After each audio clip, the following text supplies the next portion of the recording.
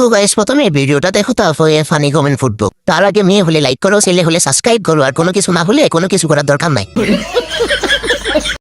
এতটুকু বয়সে মানুষের এত রূপ দেখে ফেলেছি যে এখন আর কেউ মিষ্টি কথা আমার ভালো লাগে না, অথবা কেউ মিষ্টি কথা বলে আমাকে গলাতেও পারে না।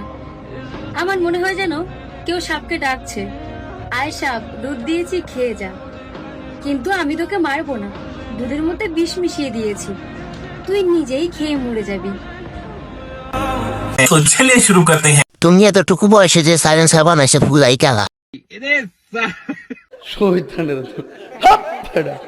সাপ তো তোমার গর্তে ঢুকে গেছে। শোনা গো আমার খুব কষ্ট হচ্ছে বলো।